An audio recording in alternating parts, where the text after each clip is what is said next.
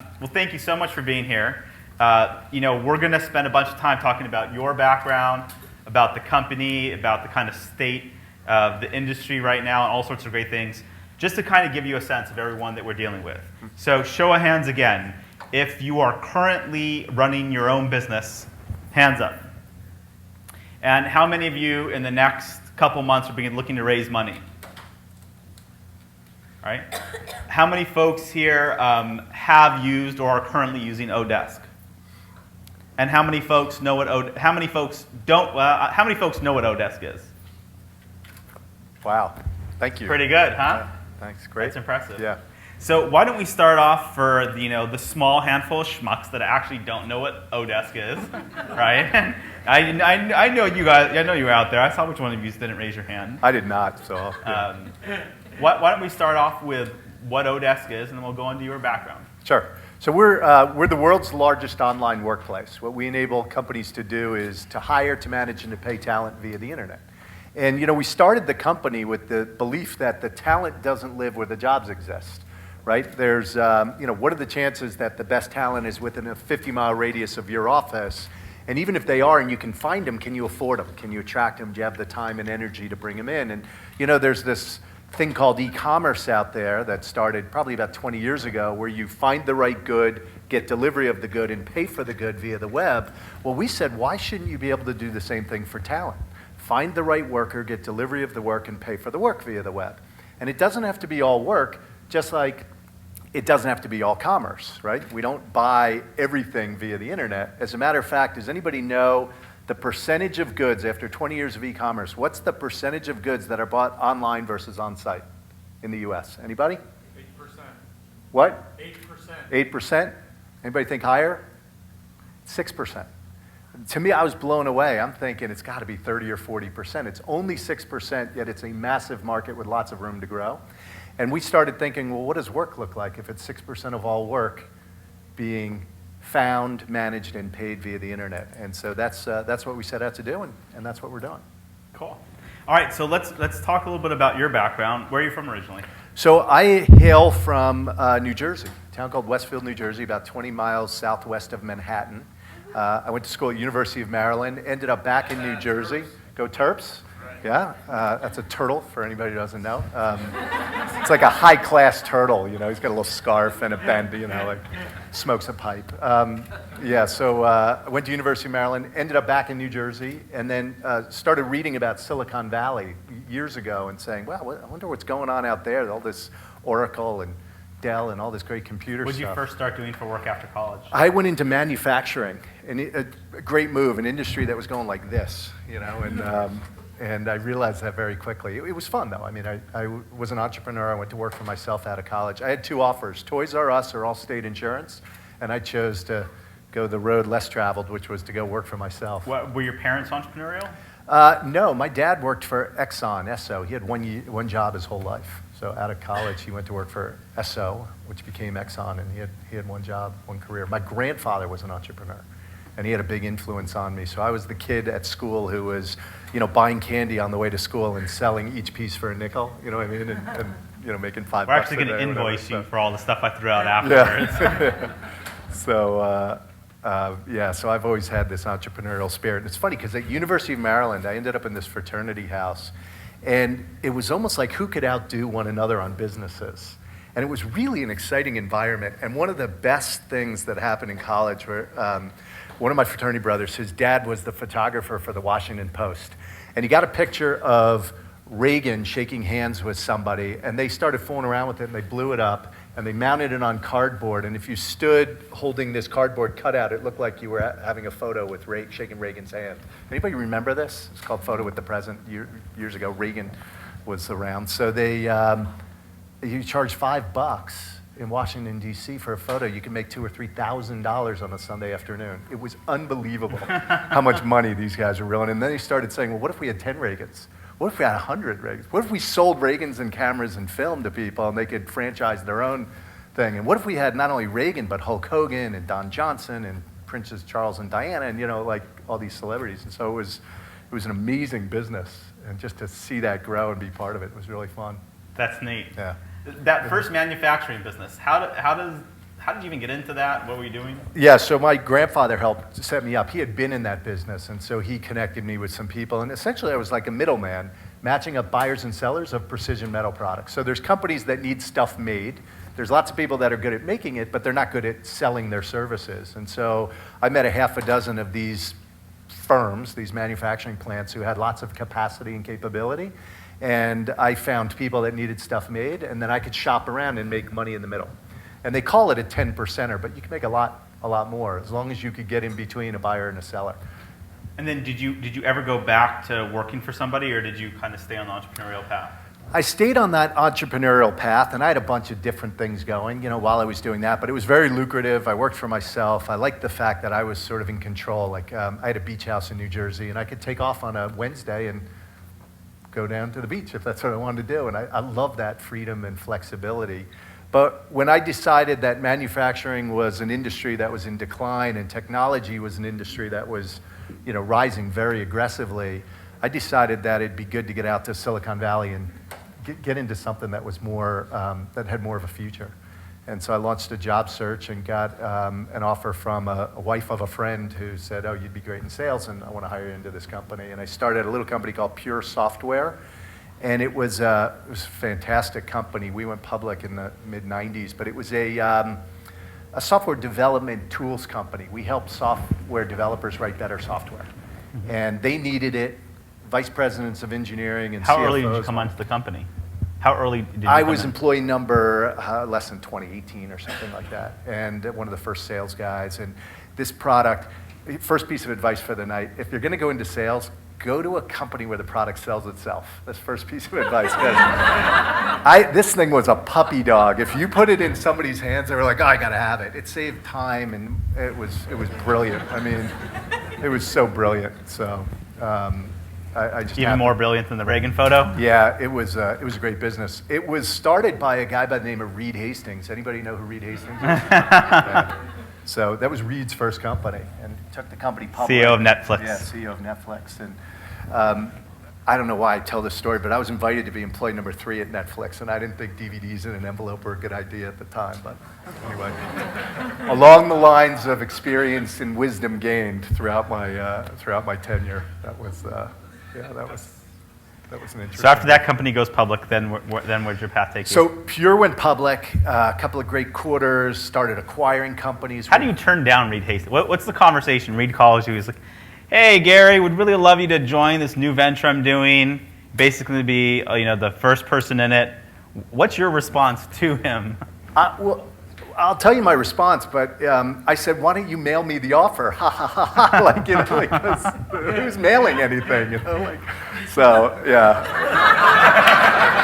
Who's had the last laugh on that one? But well, let me tell you what happened, because I think there's a valuable lesson here, which is, there's a lot of valuable lessons here, but Pure acquired a bunch of companies and then merged with a company of equal size called Atria. And we were so indecisive as to what to call the company, we called it Pure Atria. Very innovative. But Pure Atria actually got acquired by Rational Software. Rational was a much bigger company. I had a big role at Pure Atria. And when Rational acquired Pure Atria, they did a really good job of acquiring the company, and they offered me a big job. They said, we're going to give you national responsibility. You're going to have 150 people. You're going to have a big number. We're going to give you lots of stock to stick around. We're going to give you a big comp. You're going to be on the leadership team.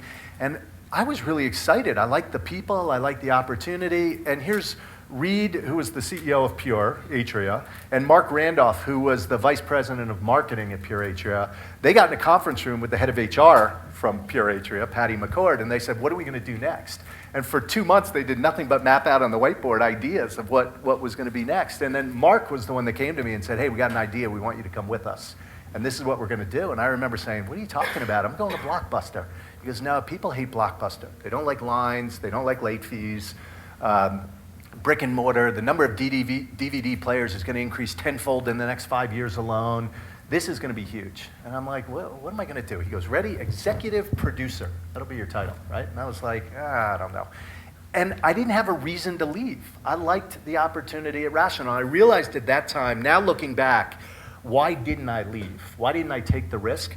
Because I had the 4 things that were important to me. I had impact, right? Everybody wants to go, I think everybody wants to go to work somewhere where they can make a big impact. Not only can they make a big impact for the company, but they can make an impact for the world. And I was drinking the Kool-Aid that we were doing something great for the world. Helping people to write better software apparently was good for the world. And so I bought into the story, but I really liked the impact, the job that I had. I felt like I can do this job well and I can get recognized for it and that'll be meaningful, right? The second thing was growth and development. I had never worked for a company with 700, 800 employees as part of a big merger. And just to go through that alone, I thought, oh, this will be a great learning experience. If I ever come down this path again, I'll have experience doing it. And not only that, I liked the leadership team. I was going to be managing a bigger team. I was going to have national responsibility. I had national responsibility before Pure Atria, but this was much bigger. This was 150 people, not 35 people, right? So I thought, wow, 5 times the scope of the job. That's exciting. The third thing was financial reward. They were paying me a lot of money. It would have been painful to leave, to go to a startup where I would have been not eating ramen noodle, but not making as much, right? Without stock it was vesting immediately, but it was paper. It was worthless, where the rational stock had value, right?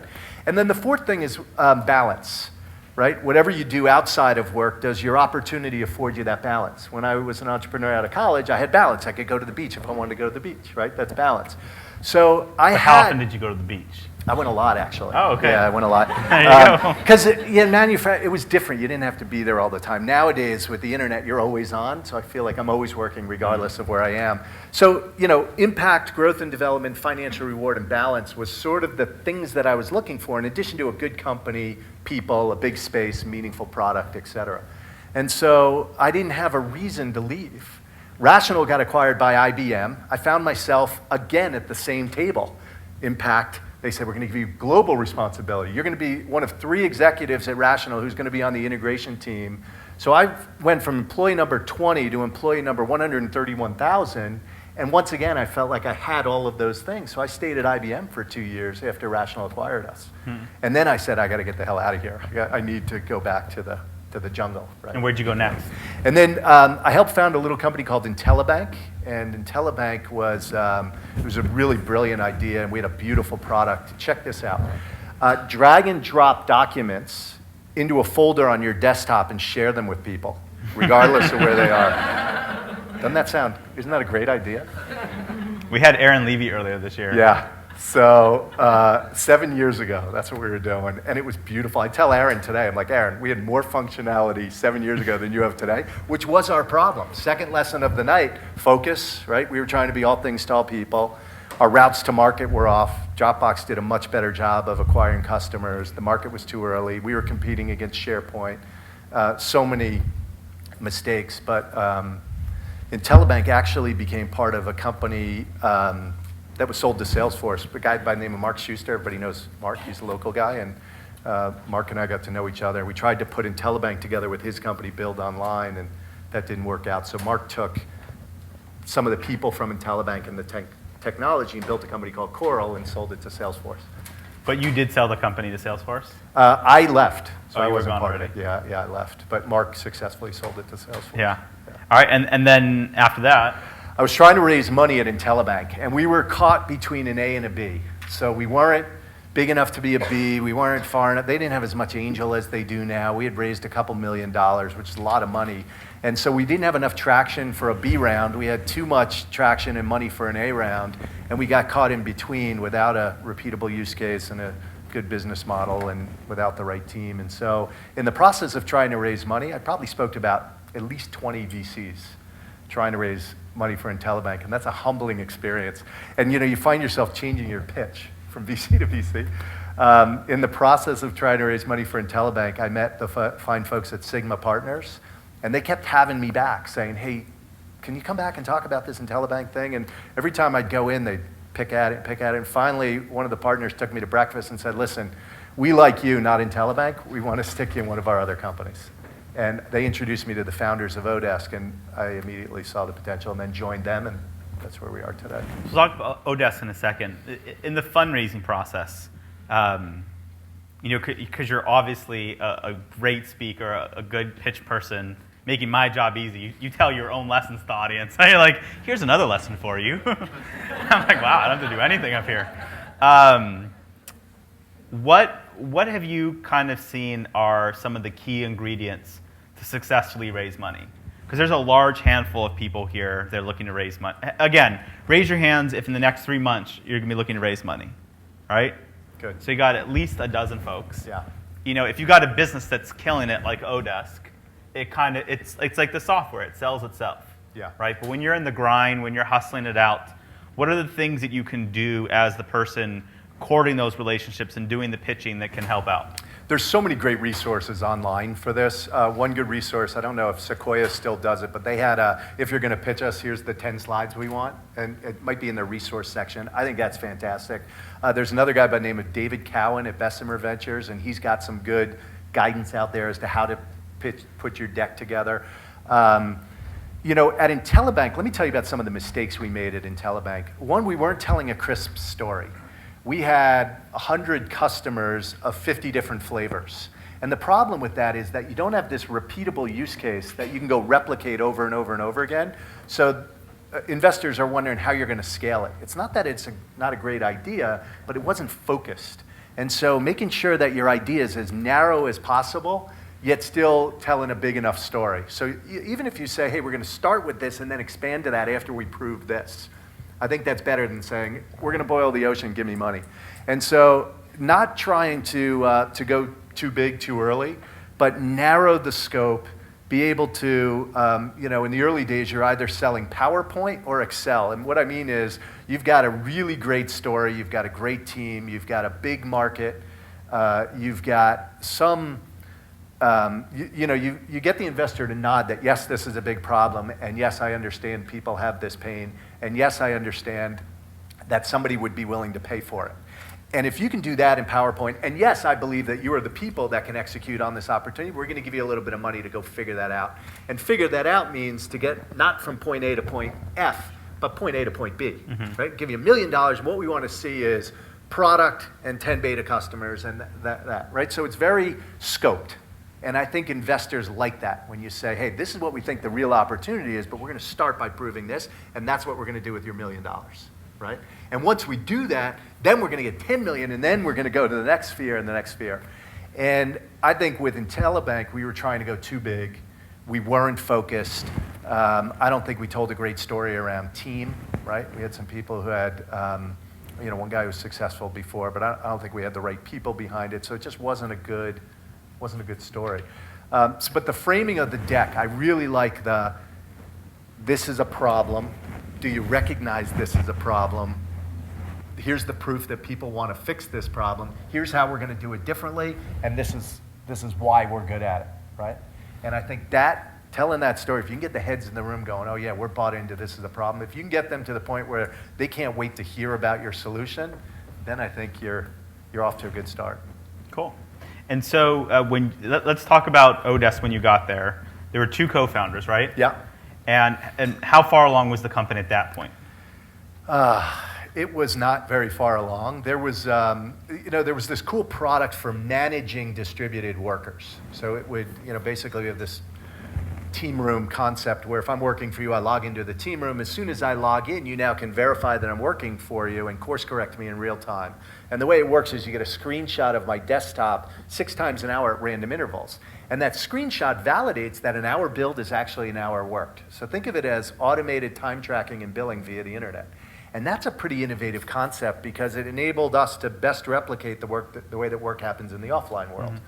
And so the product was there, and they were trying to sell the product as a standalone SaaS-based solution for managing distributed workers. And that's a really tough sell because it's a change mode. You're going into a company that already has workers who may be offshore, and you're saying, how would you like to use this tool to manage them? And it's a tough, you're introducing something new into a relationship that already exists. Yeah, how much money had the company raised at that point? The company, I came in with the A round, which was $5 million. Okay, and then how many folks were in the company? How many so there people was worked a dozen people in the company, but the first thing that we did was skinny it based down. out of the Bay Area, right? All based in the Bay Area, yeah. So we took the company down, within a week we got rid of half the people and kind of rebuilt from there. Okay. All right, so you come into the company, had it raised much money before the A round at all? Nothing, it was credit cards prior to that. Got 2 co-founders, you built up to 12. So they were building a profitable business, or a business that was making some cash to support them, right? No, they were racking up debt on credit cards. Really? Yeah, With 12 folks? Yeah. Wow, that's kind of ballsy, though, Yeah. of the co-founders, right? Yeah, it was really ballsy. Yep. Wow. Yeah. And our co-founders are still very much engaged and alive and kicking, and they're still. Well, they were younger than you would imagine. They're alive, right? And not like 100. Yeah. They're good guys. All right, so let's fast forward just the frame of reference. And what year was that? That was 2006. 2006. So today, how many employees are there at Odesk? So we have 130 employees. We probably have about 20 open recs right now, so we're aggressively hiring. Again, it's really competitive. How much money have you raised? We've raised $44 million. We have... And the additional, that additional $40 million came in how many rounds after the first five? We've raised 4 rounds. So we took a B from Benchmark, we took a C from a company led by a company called DAG, and then we took our D round last year from a gentleman by the name of Henry Ellenbogen at T. Rowe Price, who's phenomenal. He's a late stage. He manages $11 billion for T. Rowe Price. What's he doing investing in startups? He likes category leaders, innovative businesses, disruptive. He's in Twitter, LinkedIn, Odesk, Zillow before they go public. He likes to get in a year or two in advance. And so is the thought now for you guys public or bust, or would you still consider an acquisition? I think this is a huge opportunity. If you think about, again, the e-commerce analogy, imagine all work, all size companies, all work types globally. That's a massive market. We're the market leader. We're twice the size of the nearest competitor. We're growing faster. We're bigger than the next 10 combined. So I think it's a winner-take-most market, and we think that the market is big enough to support a large publicly traded company. So that's the goal. What are some of talk about your most popular categories? What are folks going to your outsourced distributed workforce to use most today? It started mostly with technical work. So technical is still very popular, just about 50% of the work. In 2007, 4 categories accounted for 90% of the work, mostly tech. Today, that's more like 35 categories. So it's very eBay-like. Beanie Baby, Pez dispenser, tchotchke, Rolex car. We're seeing Rolexes in car. So we're getting pulled into content creation, writing, managerial, accounting, legal, bioinformatics, data science, theoretical physicist. I mean, any job that can be done in front of the web. You're seeing some really bizarre things start to happen. Mm-hmm. And what are some of the new categories that are breaking out now? Managerial. So people want managers who can manage online teams. And we're seeing that really grow aggressively. So they want to hire somebody who can go hire 10 more people and manage them all via the web. And so I think there's a whole career there, right? There's a job career around managing distributed resources. We're seeing a lot around content creation and content moderation. Mm-hmm. We're seeing some very, very large teams form in that regard. We're seeing a lot of customer support and sales. And it's not sales like, hey, I need a sales rep. It's really like sales enablement and sales research. And expensive sales reps are spending time researching the call as opposed to making the call. Well, why not have somebody else do that? So it's all about leverage. How do you get leverage for your employees so your resources, you're getting best and highest use out of your team? Got it. So talk about you come in, the company's not making any revenue, you take it down to 5 or 6 folks. And you move the product from a SaaS solution to, I guess it's still, you're still targeting businesses, but in a very different product line. What did that first year look like? And how did you actually break out and have success, right? A lot of us in this room are trying to figure out, what do we do with our businesses over the next year to get the kind of scale that somebody wants to invest in it for that business to be able to sustain itself? What is it that you all did to be successful in that first year or two? Yeah, this is a great, we could spend the rest of the night just talking about this one thing. So when I came into the company, there was something that was fundamentally wrong. We had a dozen people, 6 people were going this way, and 6 people were going this way. And on day 2, I had one of the people in this camp take me to lunch and say, so what do you think we should do? That a bunch of us think we should do this. And those other guys, there were some what were the 2 directions the kids from company was MIT going? want to go the other way. Well, there was one group that wanted to create a marketplace. So think of it as just like eBay, right? You come in, you find the talent, you match with the talent, you go off and you work via the web, and we're not in the middle. We're just a market maker, and we're gonna help you finding match, we're gonna give you tools to manage, and we're gonna help you pay, but we're not in the middle of the work. The other camp wanted to be more like a staffing firm. We're gonna take responsibility for the hire, we're gonna guarantee the person, we're going to help you to hire, we're gonna help you to manage, very high touch, and wanted to go to enterprises. Let's go to Synopsys, let's go to Oracle, and let's help them staff, but the staff isn't gonna be on-premise temps, they're gonna be online temps. But that's a heavy sales force, lots of account management. You're standing in the middle, right? You're more the representative of the talent, right? And we very quickly, there was this tension, and every day people were operating, these 6 were going that way, and these 6 were going that way. So I don't think it was at the company 30 days where I said, okay, everybody calm down, we're gonna figure out what the best way to go is. And I listened to both sides, we gathered the data, and we said, you know what, we're going this way. We're gonna go marketplace. And that doesn't mean we're not gonna deliver great value. We're still gonna have some touch, but we're gonna be a marketplace. And this is the way that we're going. And I had a bunch of disgruntled people over here that said, oh, that's the wrong decision, I don't wanna be part of that. And 2 of the people, I said, look, you don't wanna be part of it? If you don't wanna be on the bus, get off the bus. Like, this is the way the bus is going. So the fundamental, at the highest level, what I think everybody needs to do is you need to have clarity as to where you're going, and everybody needs to know what that is. And then they have to know, everybody on the team, whether it's 6 people or 12 people, they have to know how you're gonna get there. So you have to say, this is what we are, this is what we're gonna be, and here's the way we're gonna get there, right? So we're gonna drive to Colorado and we're taking Route 80. That's what we're doing, okay? The next thing everybody needs to know is what is their responsibility on that bus, right? So where are we going, how are we gonna get there, and what are you responsible for and what am I responsible for? Because the absence of that, you could have people doing the same job or not clear as to who's doing what, or people are duplicating tasks or efforts.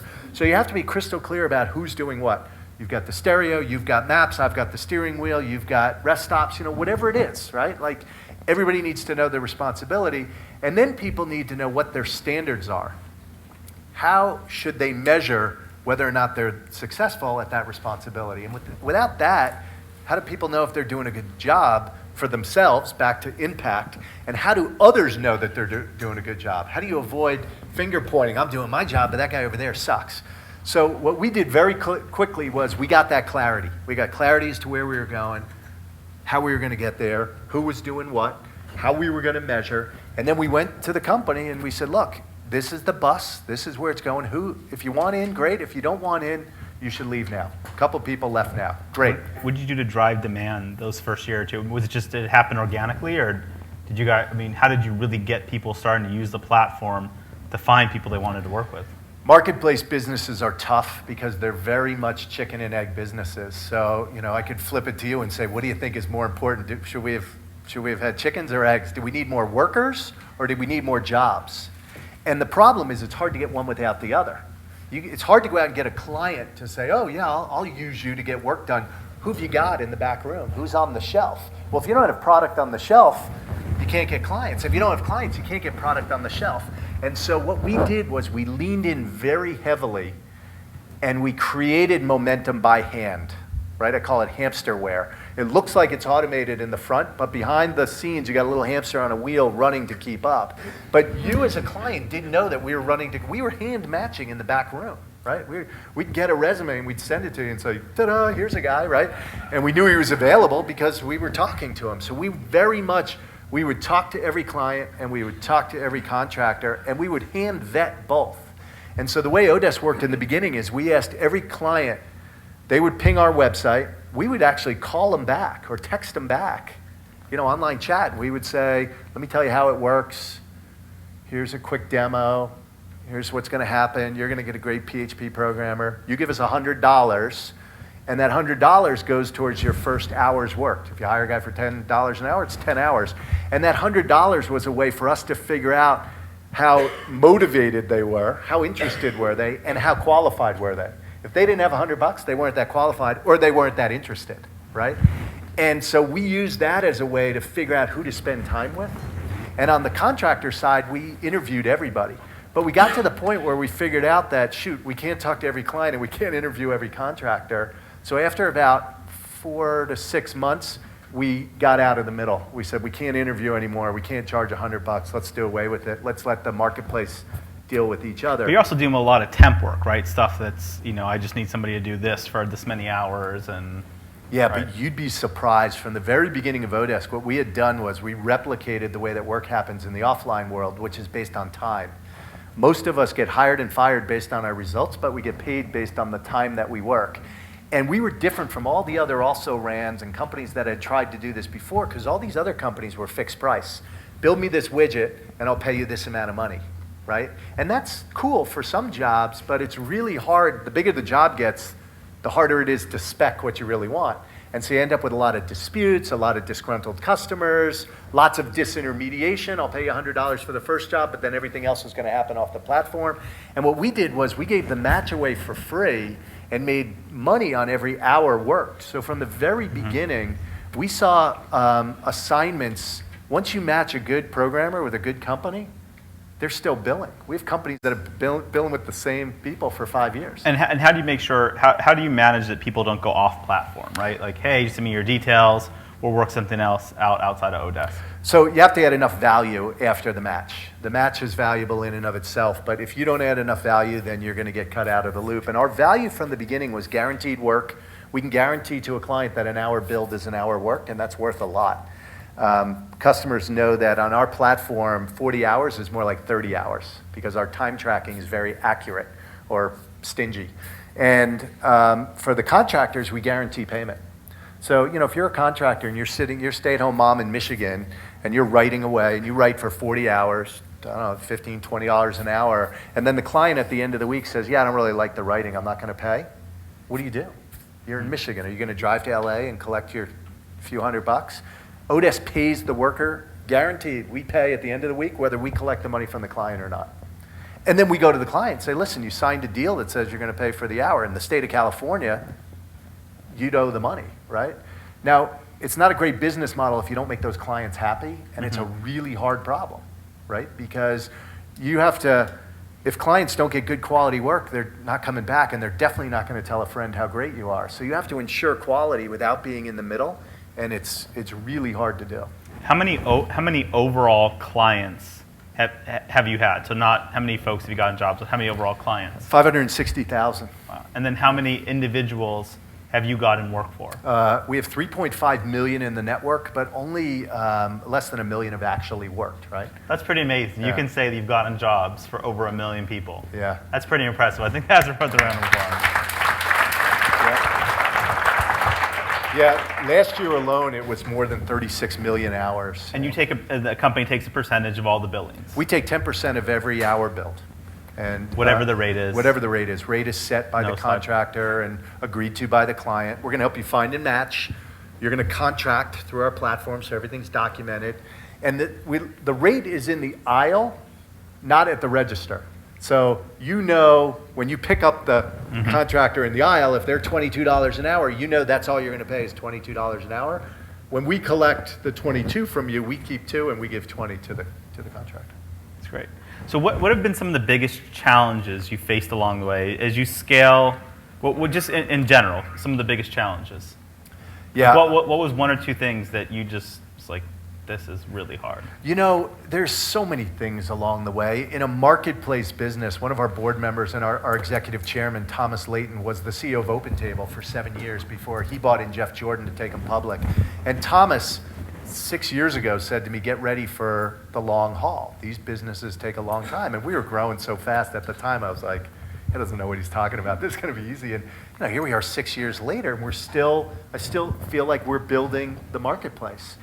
And what's challenging is in these marketplace businesses, not only do you need the liquidity, buyers and sellers, but as you grow and as you scale, you need more liquidity because, remember I said 35 categories? Well, now you need liquidity in other categories. You have clients that want translation work done, but you don't have enough translators. Or you have a lot of writers, but you don't have enough writing jobs. And so you're constantly, it feels like in some categories you're starting from scratch, right?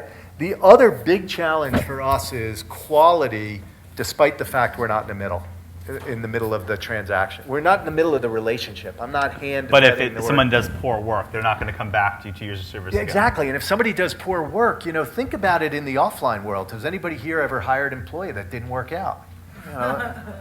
Flip a coin whether or not you get it right. Well, how about on temporary work where you may be crossing a border where it's, you didn't properly vet, maybe you weren't crystal clear about what you needed, yet you're going to hold us responsible for that work. And our VP of marketing, she was the vice president of marketing at Amazon 10 years ago, and then she was the VP of marketing at OpenTable, and she's brilliant.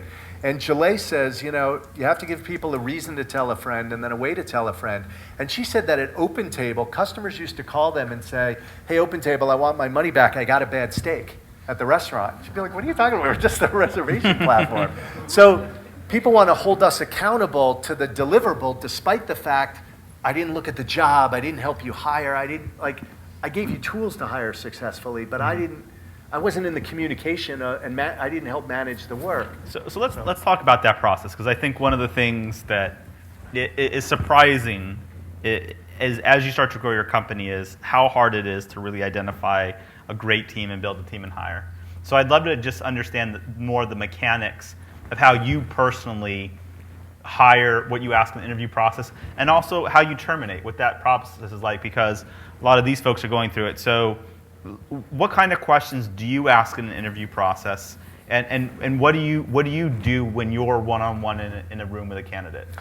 Yeah, so I'm going to take it up a level, and I'll specifically go down there, so it'll be a longer answer. I draw a pyramid when we talk about hiring, and then I divide that pyramid into 4 triangles. So you cut the top, and then you draw an upside-down triangle. You have these 4 triangles within a triangle. And at the top is personal characteristics. Right below that is motivation. Left is skill. Right is knowledge. And these are the things that you look for out of an employee. The personal characteristics, the motivation, what's driving them, why do they want this job, what is it that they want out of life and a career, and what are the things that are important to them, their skill and their knowledge. The skill is, are they a CPA, can they sell, can they market, and their knowledge is, do they have domain expertise? Are they coming out of eBay, so maybe they have some relevant experience in a marketplace business, right? Or are they coming out of an accounting firm and you need an accounting, somebody who has that domain expertise. Out of those 4 triangles, which one is the most important thing that you have to get right? Personal behavior? Personal characteristics. Yeah, so why are personal characteristics the most important? Integrity. It drives all the other. Drives everything else, right? Like, whenever I had to fire somebody, it's not because they didn't have the skill or the knowledge, it's because they didn't have the right personal characteristics, right? You can't change it, right? So I had a boss, and I say this, and everybody laughs at me. It's probably on Twitter somewhere. You can teach a chicken to climb a tree, but you're better off getting a squirrel in the first place. And so you might as well look for squirrels. So it's really important that you know what the personal characteristics are that you're looking for. So if you're hiring a sales rep, well, guess what? I need tenacious. I need a go-getter. I need an athlete. I absolutely have to have high integrity. I don't want somebody selling something that we can't deliver. And so these things, it's really good to define those and then to look for those. Now the problem is those things are really hard to uncover in an interview because people are really good at interviewing. And again, I'll go back to flip a coin. Patty McCord, who I mentioned earlier, who was the head of HR at Pure Atria, who became chief people officer, chief talent officer at Netflix. She was smart enough to go. And Patty, I was asking her about somebody, I was doing a back channel reference, and she said, yeah, this guy's really good, and I'd give him 40% on hiring. And I go, what are you talking about 40% on hiring? She goes, oh yeah, he's that good. I'm like, that good? So at Netflix, they call 40% good. That's how realistic they are about how hard it is to hire. So the single best thing you can do to uncover personal characteristics. Is that a 40% likelihood that they that they hired? make it. That they make it. That they hire and stick, right? For more than a year. For more than, for the duration, right? Yeah. And they can't afford to hire people and churn them out in a year because it's too expensive, right? So they want people who are going to be there, be contributors, and stay. And so, if you haven't read Netflix Culture Deck, it's brilliant. You can find it online, and they have a concept in there saying, fire brilliant jerks. Fire people who are brilliant, but they're jerks. Life's too short. Don't have to work with them. So personal characteristics, yes, you can get some gut in the interview, but more importantly is to back channel. It's to go to somebody who's worked with them before, not who they give you as a reference, but who you know knows what an A looks like, and say and ask, is this person tenacious? Do they have high integrity? Can you give me an example of where they've done that before? So what are the questions you ask? 'Cause one of the things that I struggle with is, how do you meet somebody once, twice, maybe you spend, a total of 2 or 3 hours with them, and you do all the background checking. But what is it that you do in that one-on-one environment? What are some of the tricks and things you learn along the way to do differently to spot, like, I think there's something really here? Well, I focus most of my time on the motivation, which is that second bucket, and I don't even go to the skills and knowledge. I kind of feel like, you have that coming in, we can see that on the resume, we're going to trust that. I usually spend a lot of time on the motivation because I want to get to what drives them and what is it that they're looking for, and can we offer that? Because if we can't, then you're just going to have a mismatch. And so what kind of questions do you ask? I get right to it and say, what are the things that you're looking for out of a company, out of a team, out of a job, right? Like, tell me the components. What is it that you like doing? What is it that you're good at? And I try and get a sense of their personal characteristics by asking them about what kind of people do they want to work with. Tell me about things on a team that went well and what were the characteristics of those. Have they ever had to fire somebody, and why did they have to fire him, and what were the characteristics of the person they fired? What went wrong? Like, I try and get a sense of. Do you have one of those? Do you have one of those like out of left field questions? I have a bunch of those. I like continuum questions. So there's one that I like. I love this question. I'll ask. Star Trek reference we're talking about now? Yeah. Okay. I'll ask a question. This isn't left field, but I'll get to left field. I ask a question. I say a continuum question. Are you more of an individual contributor or a team player? So what's the right answer to that question? Yeah, both. I'm a 5 on a scale of 10. Well, you can't be a 5. Which one where do you think you excel, and why do you excel there? Depends on the circumstances. Yeah, okay. So great. We're going to have a great conversation about it. I'm going to learn a ton out of the conversation. It's not the answer to the question. It's the dialogue that we're going to have. I want to see your thought process. I like to see how people oh shit, what's the right answer? What does he want to hear? Well, it depends on the day of the week and the role and this and that, go like that. Sometimes I spin. I like the question, are you a hill taker or a hill figure outer? Right? Like, what are you better at? I mean, are you figuring out which hill to take? Are you better at sort of the strategy and determining what hill are we going to tackle? Are you better at tackling the hill once we've figured that out? Right? Like, which one are you, how do you go? Well, I'm good at both. I like figuring out the hill, and then I like taking it. Well, why? What are you better at? And I really drive to see, to get to the integrity. I like to see how realistic people are. I'll ask. It's funny you say that, because I think one of the things that bothers me, you talked earlier, how when you're pitching VCs, not to try to be all things to all people. It drives me crazy when in an interview somebody tries to answer the question just with complete, well, I'm this and I'm that and I do this, and I just you're not helping your case. Just ready? I am a hill taker.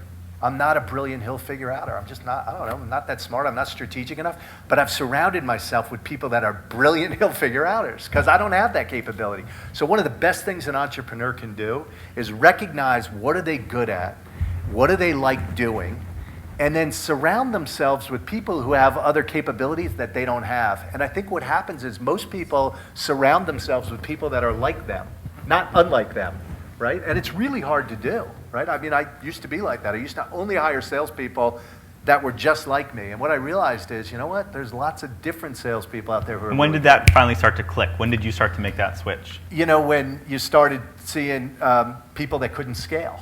Right? And I think another thing entrepreneurs have to recognize is that companies go through stages, right? And I categorize it. Anybody who's heard me speak before, seen anything I've done, I talk about the jungle, the dirt road, and the highway. And in the jungle, what do you need? Well, you certainly don't need an Escalade because you're going to get stuck in the mud. You need machetes. And you need people who are resilient and can hack through vines and, go without water. And so, in the early stage of our company, we had a lot of people who were great with machetes. And then all of a sudden we started emerging onto this dirt road, and I'd try and take one of these guys with a machete in each hand and put him in the Jeep and say, okay, now drive. And he was cutting everybody because he's, I'm like, put the machete down. And he kept running back into the jungle. And what I realized was, shoot, it's time for that guy to go. He's a brilliant guy, and to the extent you have lots of jungle stuff, you can keep giving them, go handle this initiative and now that initiative and go tackle Europe and, go figure this out. And he was great at figuring it out. He was like MacGyver, duct tape, glue, 70% solution, but it was fast and it was good. But then a lot of that stuff started breaking on the highway, mirrors falling off, and, we needed people who could drive Jeeps. And so you have to bring in different capability at different times. And it's hard because you had asked earlier, how do you fire? How do you say goodbye to somebody? Well, I was about to say that. What's the process that you go through when you want to part ways with a member of your team? How do you approach that? So what did I say earlier about the things that were important to me and what I think I as the CEO, what do I think that we offer all of our employees? Anybody want to talk about them? Number one was impact. Number two? Financial reward. Growth and development. Number three, financial reward. Number four? Balance. Balance. Okay. Congratulations, you just won a job at Odesk. Yeah. Now, those things are different for different people. Some folks may have a family and say, you know what, balance, I don't want to travel. So don't give me a job where I have to travel. Some financial reward, some people may say, you know what, I want a lot of equity, I don't want a lot of cash. Or I don't care about financial reward, I want growth and development, I'll make cash in my next job. I want the experience, right? And so it varies by person, and you can't say, this is balance for me, so that should be balance for you. That's why you have to spend time on the motivation question. And if I'm sitting down with an employee, I want to know, how are we doing against those things? But if you're going to sit down with somebody on your team and you're going to talk about growth and development and you're going to talk about financial reward, and they've been there a year and you're sitting down with them and you're saying, hey, along the lines of financial reward, we're not going to give you a comp increase because you're not knocking it out of the park. Or with regards to growth and development, the company's doubling, but I'm not giving you more, I'm actually taking stuff away because you can't handle the stuff that I gave you, right? Think about this. If your company is doubling, a year from now, if you're in the same job, you're responsible for twice as much with no promotion, right? You now are responsible for twice as much. So if you're in a position where I'm saying, hey, we now have to cut your job in half, that's potentially a problem. That's somebody that's not having growth and development. If anything, they're getting half the job that they had a year ago. That's not really growth and development. Where other people are getting more piled on their shoulders. Why? Because they've proven that they can execute in the thing that they did have. Right? And so I can sit down with an employee and say, look, I owe you growth and development, but we're in a position where I'm taking stuff away. I don't think that's good for you or good for us. You should go somewhere where you have an opportunity to learn more, not less, right? And along the lines of financial reward, I'm not giving you an increase because you're not on the A team, right? We kind of divide our population into A's, B's, and C's, and if you're a B, that's okay, but which way are you trending? You trending up or trending down? If you're a C, you probably should go somewhere else because you're not executing here. And if you're an A, I'm going to spend a lot of money to keep you and keep you happy because that's where you get most of your work done. What percent of your team would you classify as an A right now? I would say that we have between 10 and 15% A's, probably about 70% B's, and then maybe 10 to 15% C's. And do you see that as a pretty typical distribution across companies? I think that it's not so much the distribution or a stack ranking from 1 to N, but it's looking for logical groupings. What is it that this team is doing that this team isn't? Because I think then it makes it really easy to sit down with a B player and say, listen, you're doing a fine job. You're at the bar on most things, above the bar on some things, maybe below the bar on others. But let me tell you the difference between you and somebody who's an A. And so what is, talk about the character, talk, just no name, but just mentally in your head, grab one of those A's in your company, right? What makes them an A and what makes them an A in relation to a B?